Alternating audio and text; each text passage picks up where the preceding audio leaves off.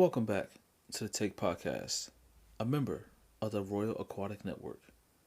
And here, we seek to cover the news that isn't considered popular or relevant enough in today's media landscape, and some things that are. World news and topics from all continents. Yes, even Antarctica will be covered, ranging from environmental, culture, history, politics, and economics. With that being said, we'd also like to give a shout out to a conscious hip hop artist from Minnesota. Not only is she talented in the vocal department, but she's also the producer of 612 Beats. So thank you, Waterstyle, for not only what you contribute to this podcast when it comes to this excellent music, as well as on the Patreon, but to the industry as a whole. With that, as always, enjoy and feel free to reach out and keep this an interactive experience. Welcome back to the Take Podcast with your host, Sean D. James. And I'm going to assume that everybody has already listened to the previous upload known as the update number 3.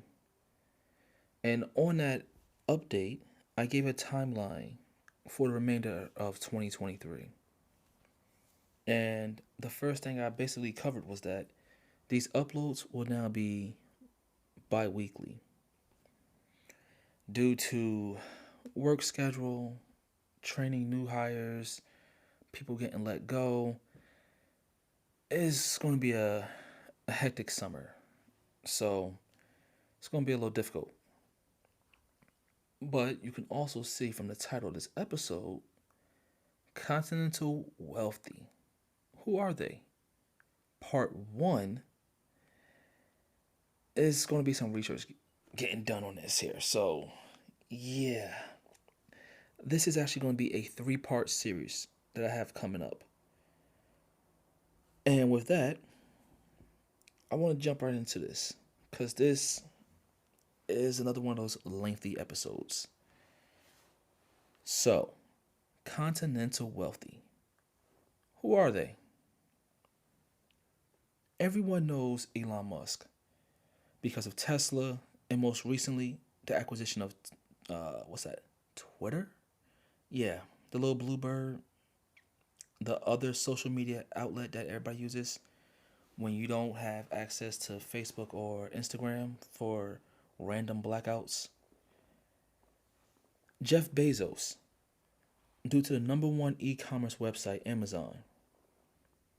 I know majority of my listeners have an Amazon Prime account. Whether you're using it for movies, discount shopping, or something I actually found out about that I don't use, Grubhub. Interesting partnership there. But unless somehow you've only ever known of Mercado Libre as your primary e-commerce source for shopping, well,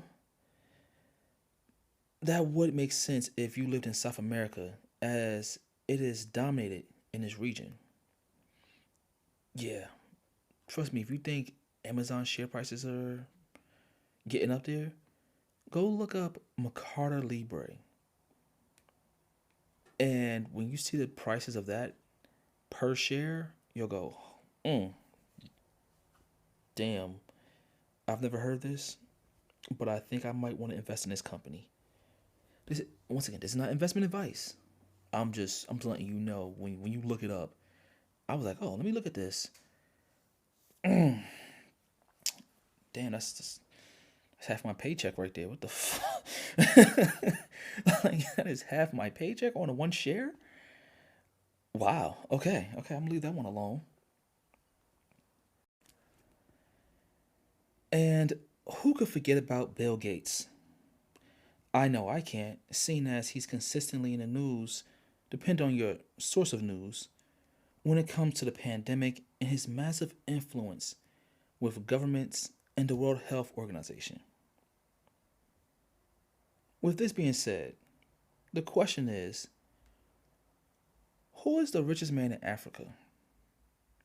Who is the richest man that was not only in India, but Asia's richest man, only to lose $50 billion in under 2 weeks, causing him to drop down from third richest to 32nd.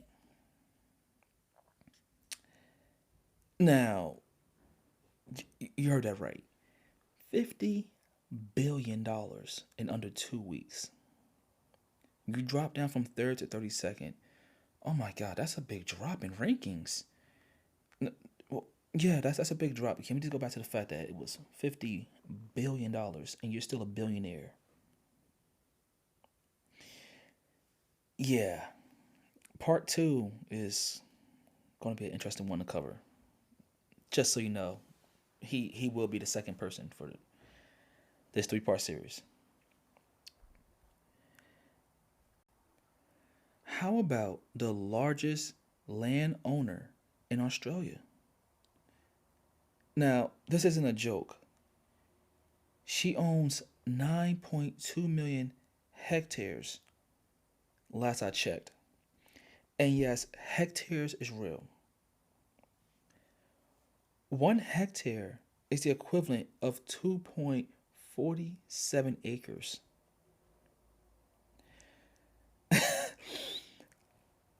Okay, acres is what most common people know of.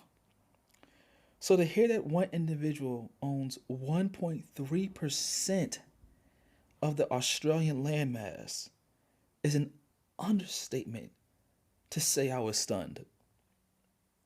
Like I was thrown off. I heard hectare and I said, wait, what? Did they spell acre wrong or something? Like, what is that? Instantly my head went to math and I was like, how do I multiply that? How does that work? She owns how much? Wait, what? Whoa. Well, let's start with the Aussie, as it's proper etiquette to let ladies go first. I present to you Miss Georgina Hope Reinhardt, AO. AO being in honor of distinguished service of a high degree to Australia or to humanity at large. Now, this is one of 5 honors of the Order of Australia. It was established in 1975 as a way for the Aussies to have their own honor system instead of the British honors they used to receive. Yet, it's modeled closely to the Order of Canada instead. So, let's get the most recent and negative information out of the way by starting with the pulled sponsorship for Netball Australia, which was valued around $15 million. When I say $15 million valuation, I'm talking Australian dollars. So when we convert that to USD, we're looking at 9.9 million for a combined 4-year deal. For those who have never heard of netball, it's something akin to basketball, but with clear distinctions, such as 7 instead of 5 players on the court, no backboards behind the hoop, and no dribbling or bouncing when in possession of the ball. Also, no running. Yeah, I'm like, oh, that's like that alone does sound almost like here's beginners basketball, and then it's just like, okay, never mind. You know what? If you think about it, there's going to be variations here. You gotta play a certain way. Yeah, I can see how things change. Okay. I'll let that go. I'll let it go. I don't watch basketball, but those little rule changes almost sound a little funny, sound a little easy. Then so you play the sport and you go, shit. All right, I apologize. I'm sorry for that comment. I was wrong. damn, you ain't gotta rub it in my face. Like, we ain't gotta rub it in my face. I was wrong. Your sport is hard. It looked like it was easy. It sounded like it was easy. What's on paper is different than actual, action. Point proven. Even though the national team are 11-time world champions and 4-time Commonwealth champs, the sport as a whole is in debt. Taking a 4.4 million Australian dollar loss last year only shows how important the sponsorship was to the sport. $4.4 million in debt. Yeah, we 11-time world champs? What? Oh, yo, this is why I say sponsorship opportunities is out there across the board. If you got a business to promote, there are plenty of sponsorship opportunities. You truly just have to weigh those options, and it's just like, you know what? Maybe I might take a hit the first year, but we can make something happen here, people. Like, we can make something happen. Seriously. Hey, Sean here.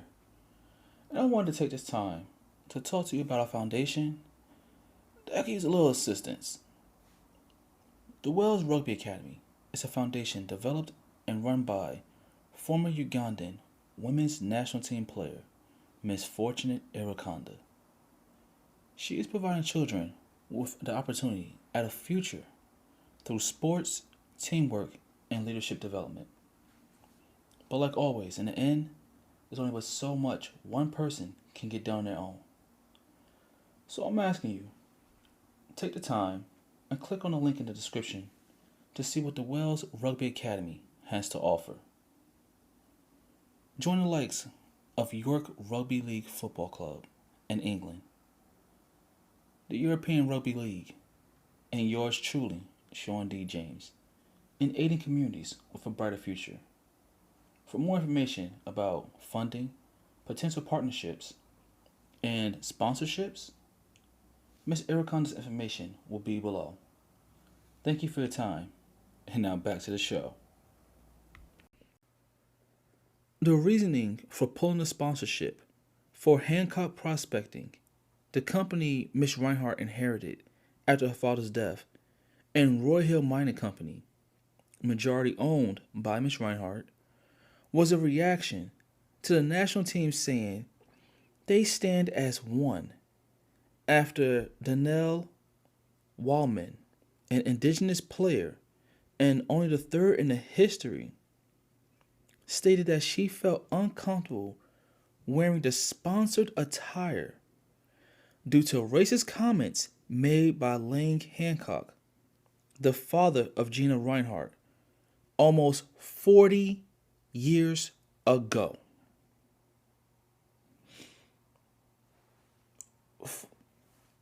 You're uncomfortable because of a comment made 40... Okay, 40 years. Okay. There has to be more to it than that. Another issue cited was involving the matter of climate change.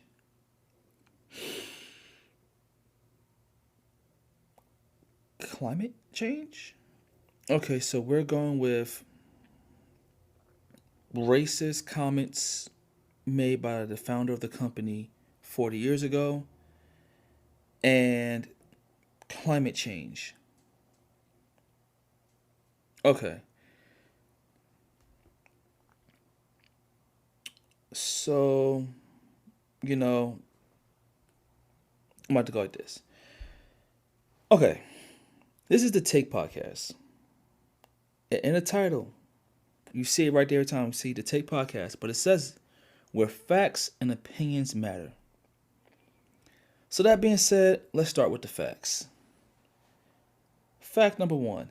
Yes, in 1984, Lang Hancock made remarks about drugging water supplies in an effort to sterilize the Aborigines people so that they will, in quotation marks, with the finger just, I'm doing the fingers, quotations, breed themselves out.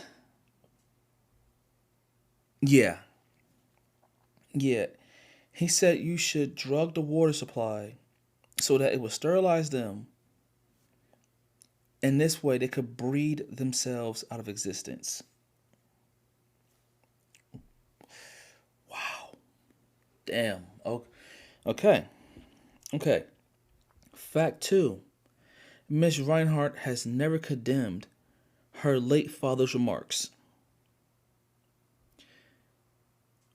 Fact three. Miss Wallman received a call up to the national team as a rising star in the sport. Fact four. Both sides have chosen to stand their ground. So you got the call up to the national team. The jersey you was gonna wear was sponsored by this company, ran by this woman, founded by her father, who made remarks about your people. And in the past 40 years, she has never said, you know what, my father was wrong for what he said, and I condemn it. So, okay, I see that. Fact number five. Netball is in need of funding, even though it's one of the most popular sports in the country with 1.2 million people registered as players, and sponsors are hard to come by. You have 1.2 million people registered as players, and you still are struggling for sponsors. Okay, opinion time. Opinion number one. Yes, I do believe Lang Hancock's statements were filled with malice, but I cannot hold the daughter responsible for the actions of the father. Like, come on, what? Her father made the comment, he's dead, she's alive. If she does not move the way he does, she doesn't talk like he does, why am I coming with this type of movement, this type of energy? Opinion two. While I do empathize with Miss Wallman on being a person of descent from the First Nations people, I can't stand with her because I see this as an outcome of the nature of the beast. This is a part of sports athletes don't seem to be prepared for, or should I say, trained for? There have been plenty of examples with players not liking what a sponsor stands for, wearing team gear for the LGBT community, based on religious or even personal beliefs, and so on. So I get where she's coming from.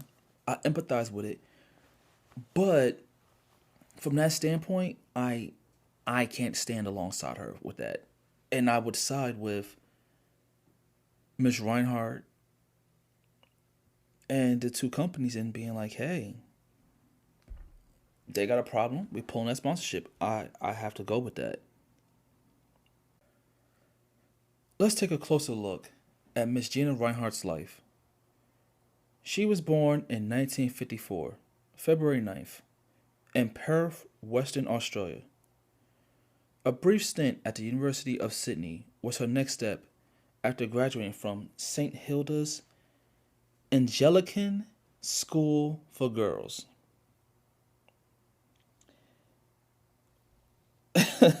Like, okay, dad had her at an all girl school.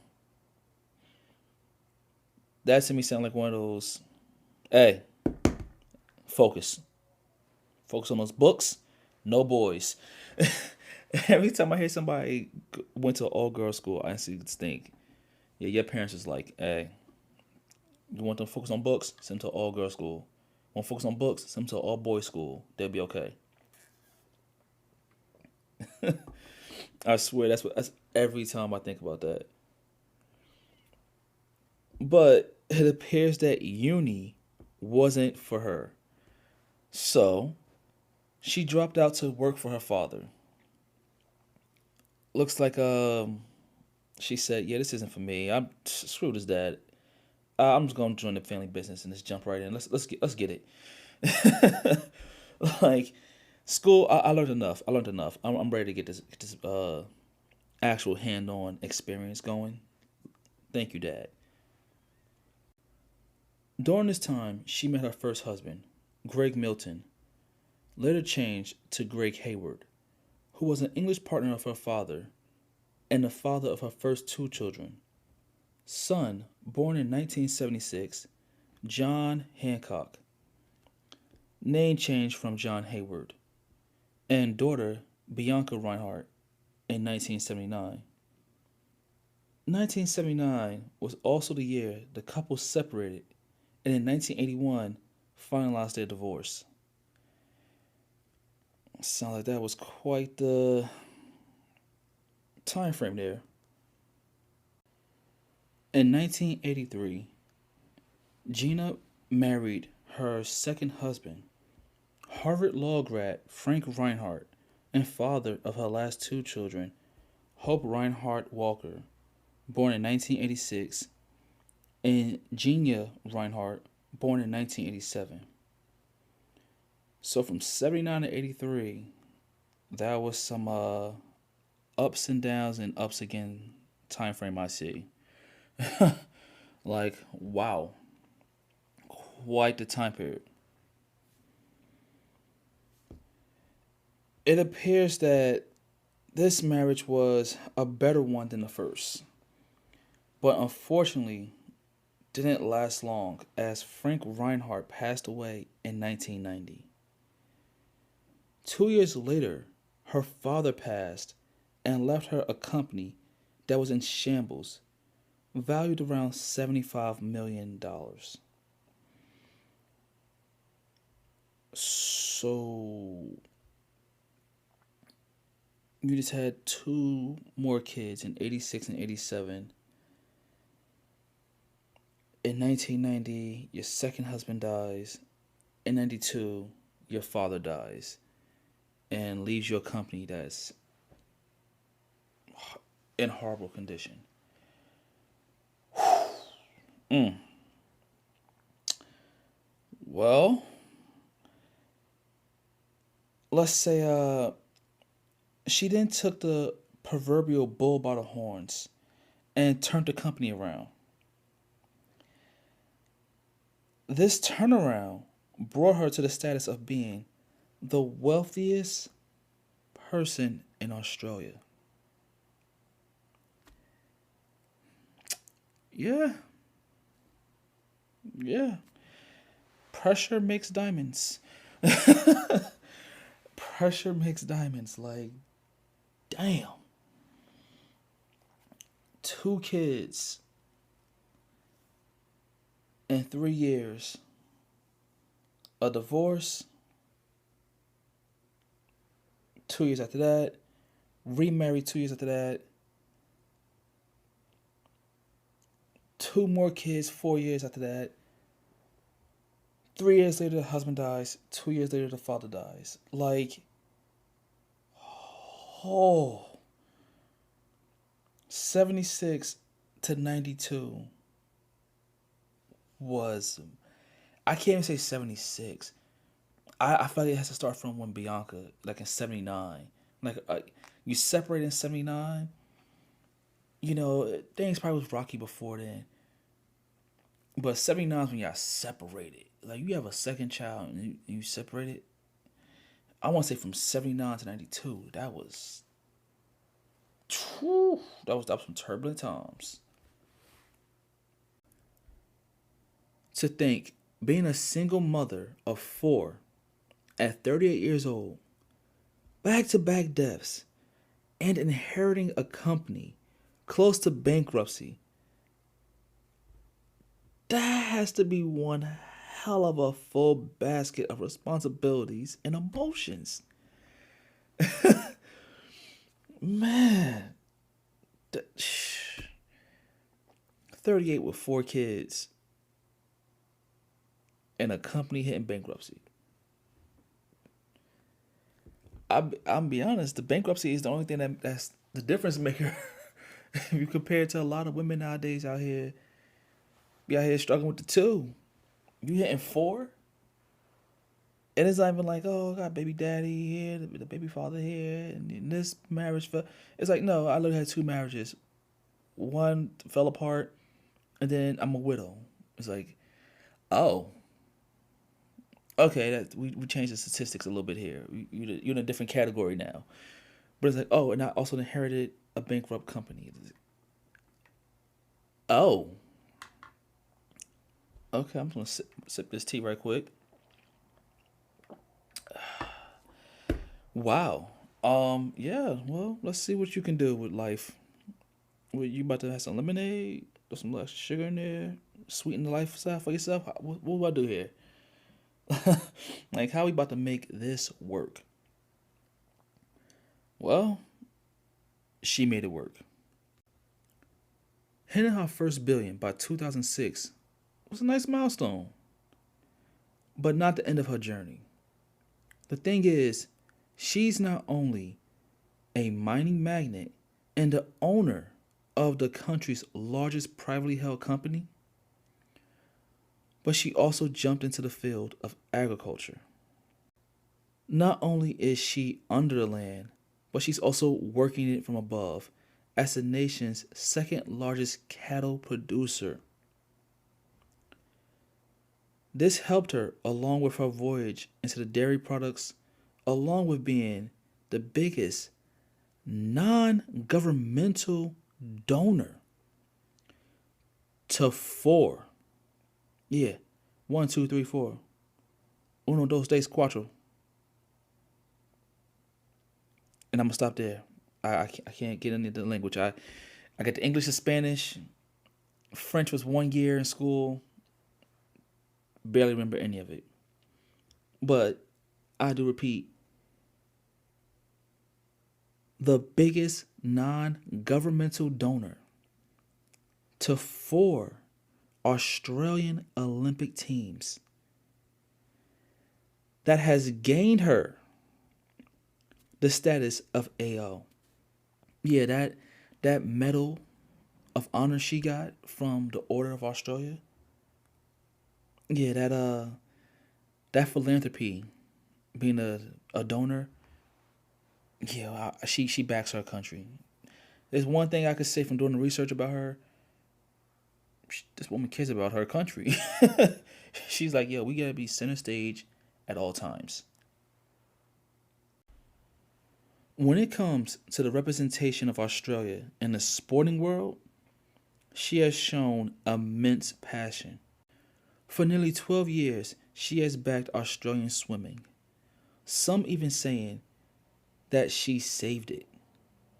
Like another sport that was struggling from funding, and she said, I got you.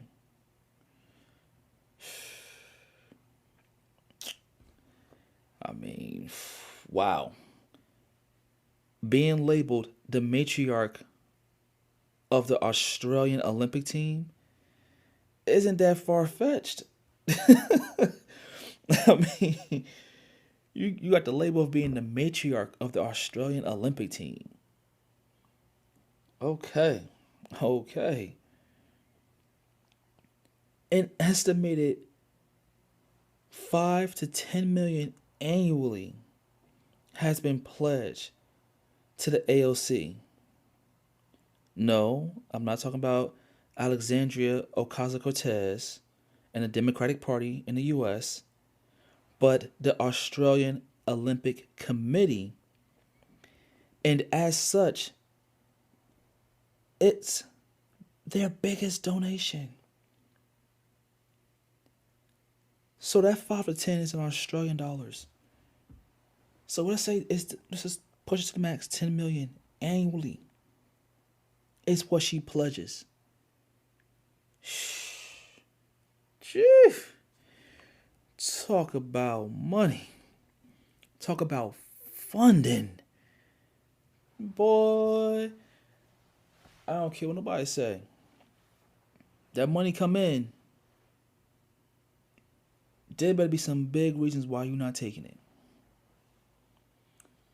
Because during this research, I came across this.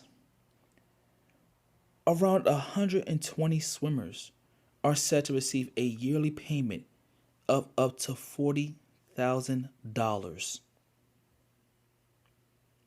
Yeah, you receive a yearly payment of up to $40,000. Hell, you telling me I'm about to receive a yearly payment of $10,000? I'm like, cool. This is based upon their world ranking, and it's from the Georgina Hope Foundation. So her foundation is literally putting out thousands, and technically, as we're saying 40. So if you rank number one, you're getting that 40.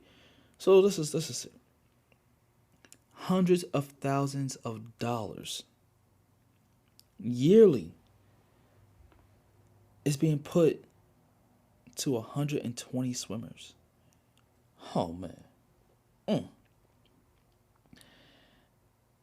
I would be shocked by the amount if not for the fact that she gave out $100,000 to 10 employees during a lottery before Christmas, with one of the winners only working at the job for 3 months. Talk about a new hire bonus. Let's get this straight. 10 employees got $100,000 bonus. Not $100, $100,000 bonus before Christmas. And it wasn't like, oh, this supervisor has done well and this management has done well. No, it was, I've only been working for the company for 3 months in the field as a truck driver, or, I've been out there on the machinery, and I just got $100,000 bonus. I don't even celebrate Christmas. I'm single. I don't even have kids. I'm not even dating. like you got your paycheck, and then you got $100,000. Look, I'm gonna keep it real. If that 100K is some untaxed 100K, oh baby, say less. You already know them employees was like, yo, hey, we got a lottery pool, right? All right, I got $1,000 right here for the lottery pool. Matter of fact, I'm covering everybody for the rest of the year. Like, yo, if my job did a random lottery and I got 100K, no, my job, that shit getting taxed. There's no way I'm getting untaxed 100K. So still, I get that, I'll just be like, I just recently hit my 5-year mark. This is the first time I've actually been at a job this long. All my life, the second longest I did was 4.5 years back in the day working at Babies R Us. It's like every time a new job came along, paying more money, better than health insurance, and I was on it. So it's like, to hear somebody go to a new job in 3 months and pull that, like, for me to get that at my job, I would just be like, as a bonus. Have I been elected to the board or something? What's going on here? Was I randomly elected from my work site to be go to corporate? Am I about to go to Tennessee? Shh. What? About to get that moonshine sipping. Let's get it. Oh man, $100,000 hiring bonus. Well, time to get some more studying going and go back into the stock market. They say we have a housing shortage going on right now, not just here in America, but all around the world. And they say the issue is shortages, from labor to supplies to buyers. But one company has chosen to put themselves at the forefront of being a solution to that problem, and that company is Boxable. Boxable is a Las Vegas, Nevada based company that specializes in prefab modular homes with a twist. And that twist is innovation. You see, they've taken the assembly line model and applied it to their 170,000 square foot factory. This has allowed them to develop the Casita. The Casita is Boxable's first modular design. This unit is a 375 square foot, 20 by 20, water, bug, and mold resistant, fire retardant, and high winds. Oh, it can withstand high winds. Full kitchen, full bathroom, and wheelchair accessible dwelling unit. Now, all that sounds good, but what makes it really stand out? You said they do an assembly line, man. Okay, cool. Okay. What makes it really stand out? Well, this is where the innovation comes into play. Because your 20 by 20 dwelling unit is foldable. And when I say foldable, I mean just that. It folds down to an 8.5 wide by 12 foot tall, easy and efficient shipping unit. This is what innovation looks and sounds like. Not only that, but upon delivery, it can be set up and ready to go within an hour. Yes, an hour. No more of those, you know what, I think I want an attachment to the house. Maybe we should get an ADU. We could use an additional dwelling unit. Make a little extra money with, Airbnb, Verbo, or just put it online. Hey, we have a housing unit available. Well, with Boxable, that's a possibility now. So, the question here is, what are you waiting for? Click the link in the description below and see what the future looks like for renters and home buyers alike. Because with a modular unit, prefab homes, the possibilities are always endless. Alright, so let me stop sidetracking here.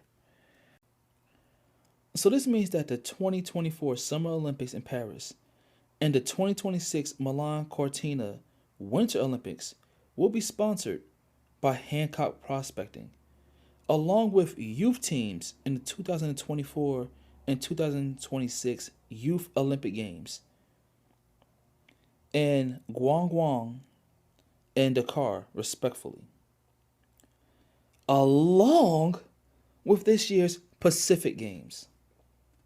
Once again, sponsorship is important at multiple levels.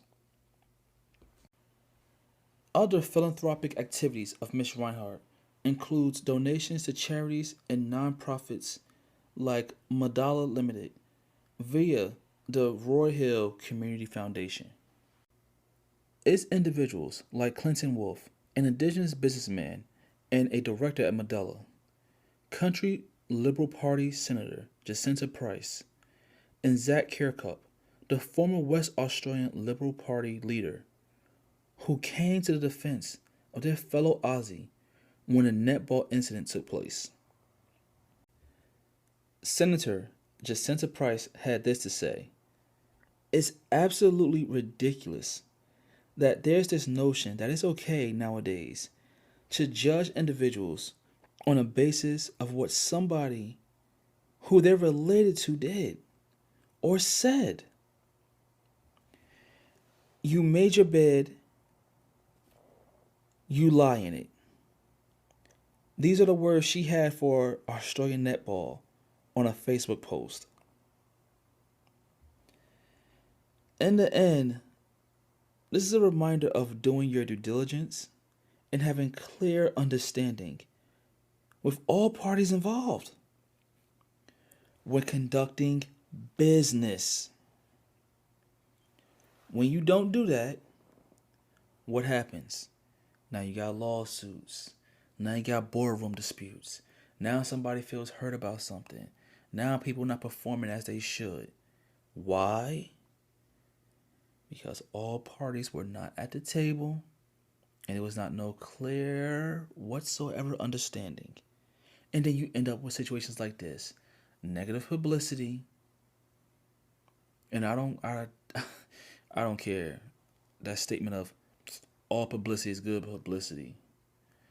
All publicity is good publicity when you come out as the person in the right. Otherwise, negative publicity is just that, negative and harming. So, choose wisely when you do business with individuals. Once again, I gotta state, after doing the research for this episode, more and more stood out to me. More and more became interesting.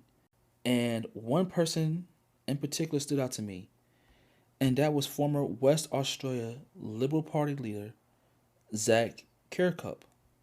Because we share the same sentiments when it comes to criticizing brands and organizations. Stop driving your Volkswagens and wearing Adidas or Adidas. Wherever you from, hey, here in the US it's Adidas. I hear over in Europe they say Adidas. I'm like, alright, whatever one you choose. Why do I agree with him when he says that statement? Simple. Because they were both used by the Nazis. Oh, sounds like we about to have that Kanye conversation moment. Nah, no, we're not. I'm not doing that. I'm not about to go into some old news story like that. Like, no, we're leaving that one alone. Don't eat Kit Kats because Ness has a pretty terrible ethical history. Oh, and put down your L'Oreal because it was invented by a fascist sympathizer. I was watching an episode of Rising, and I laugh because Brianna Joy Gray brought the remarks about how people was like, "Oh, I won't wear Timberland," or like, "I won't wear Tommy Hilfiger," and it's like, what? Like, well, I was like, "Oh, because the owner said he didn't make his clothes for black people." Yeah, it was like that was the Tommy Hilfiger thing. It was like, "Oh well," Timberland was like, "Oh well." Yeah, they said the tree on the boots is actually a lynching tree. And I was like, I remember being in high school here and going, what? What? But then even to this day, people will still bring that up. And it's just like, damn, how long ago was that? Like that's the owner said? Are these people still in charge? Or are they just the founders of the company?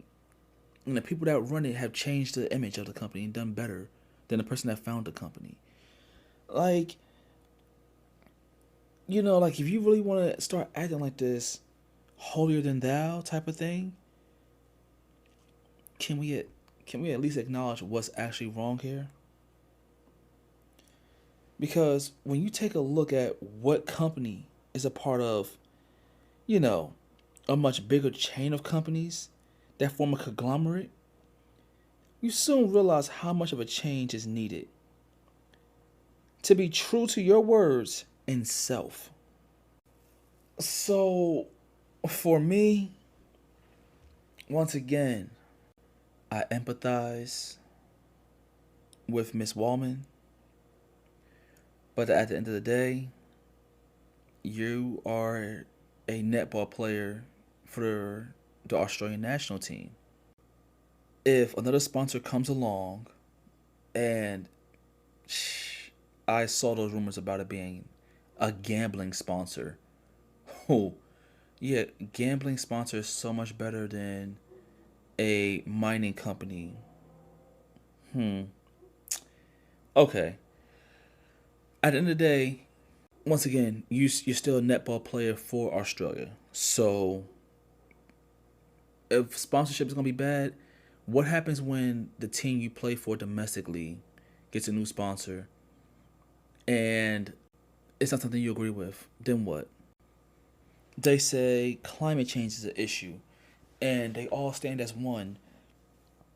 Okay, cool. I get that, and I get the issue with the mining and how that's affecting things. But this is one of those things where at some point you have to take a L in order to get the dub. Like, I don't know what else to say. Some I can understand the whole don't compromise your values and your core values and beliefs. But define compromise for me. Truly define that. Because once again, I gotta agree with Zach here. You have to look at who owns what and what is what. Because if that's such an issue, then I don't want to hear, and I'm keeping it real. I don't want to hear anything about we need to go and drive electric cars owning an EV. Really? Really? You only. So how does that mining process go for those minerals? For the lithium. How does that go? How about those copper and everything else that goes into these batteries? But we need to be eco-friendly, right? We need to make sure. Now, I don't look. I'm not a. I was sucked into it when I was younger. The whole climate thing. For me, it's more of a environmental thing than climate. So if I had to say if I was put into a category, I'm an environmentalist, not a climatist. So if we're really going to really go there and talk about mining and it's being done on indigenous people's lands and the ethics, I don't want nothing about EVs. I don't want to see nobody buying a brand new electronic every year. Something drops. Brand new TV, game, computer, tablet, phone, like none of that. I don't want to hear it. Like, what's wrong with your phone? Is your phone really that slow? Something wrong with you? You dropped your phone, you cracked it. You have a protection plan? Like, come on. Look, all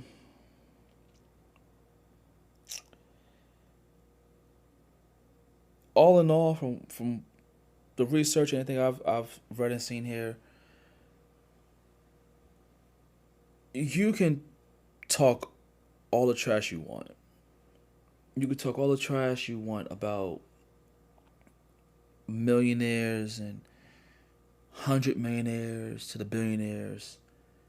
Not just a single digit, but the double digit billionaires out there.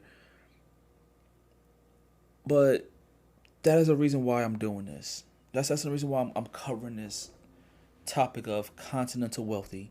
Who are they?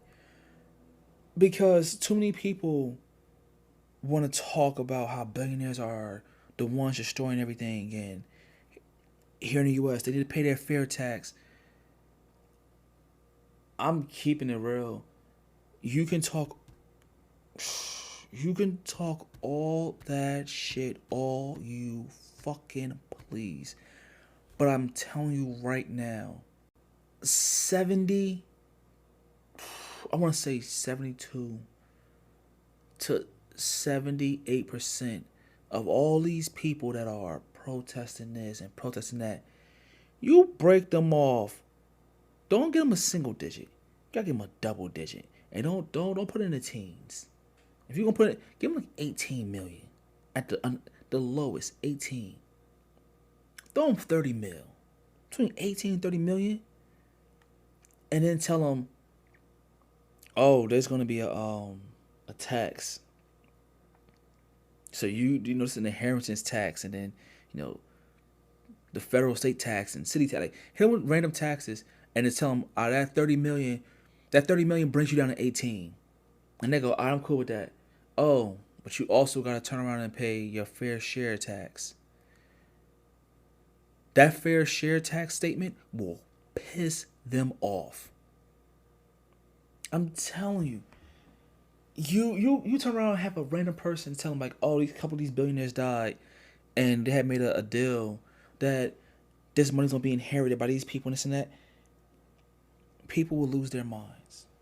Let's see how much your values truly mean. Let's see what you really do with that money to back up what you truly believe in or what you say you believe in. Okay, as far as I'm concerned, look, you can say, hey, her mining company and the land and stuff she owned, it's on indigenous land. But then you have indigenous people saying, hey, she may be using the land, but it's also one of the things where we have to adapt to the times. And she's actually providing us with the adaptation ability tools. From these foundations to representing the country and having us on par. And I mean, look, she's entitled to what she's entitled to. She doesn't believe in climate change. She made these remarks. Look, that's her opinion. But to then turn around and try to combine both things, look, I'm once again I'm keeping it real. Like, if somebody says that that's their opinions, that's their opinions and beliefs. You're just looking at it as a reason to attack a person. Because if she came back around and said, hey, you know what?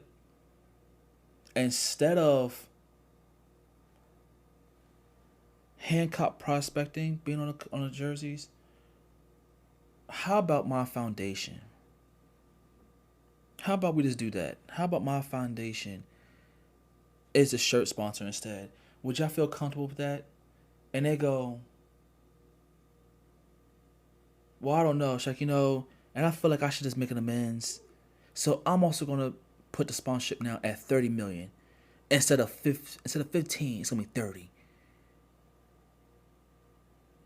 If they turn that down, well then you know what? I would be like, hey, Miss Reinhardt, everybody at the Roy Hill, and Hancock prospecting. I know a rugby foundation in Uganda that could use some money.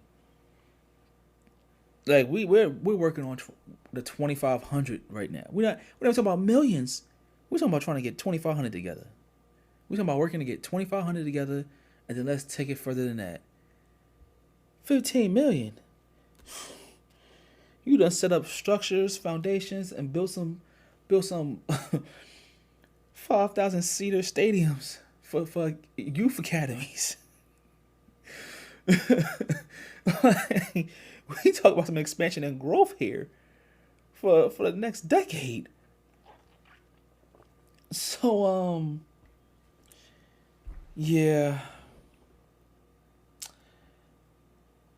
I've kind of rambled on here, but I had to say, it's like, it's just so much here. Like, I hear people coming to her defense that are indigenous people.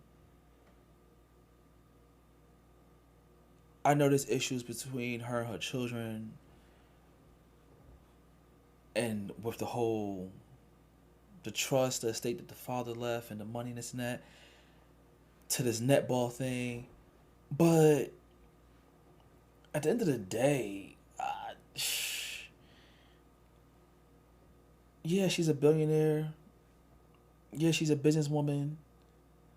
You gotta make tough decisions in business. You gotta do things. It is what it is. Once again, it's the nature of the beast. Roar. But honestly, I can't see her as one of those billionaires who's like, they need to pay their fair share. They need to contribute more to society. They're not doing enough. Go throw that shit towards Mark Zuckerberg and the bullshit he did to the Australian people along with the U.S. government. Go throw that shade at Bill Gates. Go throw that shade over at Elon if you wanted to say talk some shit just to be relevant, get some likes and followers and get that hit of dopamine on Twitter. I can't talk shit about Jeff Bezos. I really ain't got much to say. I don't follow much information when it comes to him. Side note, when checking the list of the most wealthiest women in the world, Gina Reinhart's the most wealthiest in Australia. And she kept herself relevant enough for that top 10. But apparently Bill Gates' wife was on that list. I was like, oh shit. Like, I know they was divorcing. His ex-wife. His ex-wife. And I'm just like, oh shit.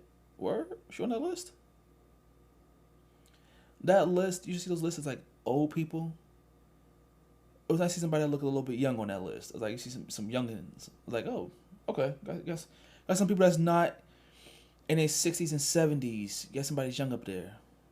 Young enough. Cool. But yeah, I'm pretty much leaving it there. I've rambled on enough. So, ladies and gentlemen, there's a poll and there's a Q&A at the bottom of this episode for you to interact with. Let's get some input. As always, you have the show notes for resources, links, everything in the description there. There's only one thing left to do. And as always, enjoy yourself, enjoy the day, and stay prosperous. Peace. Out for the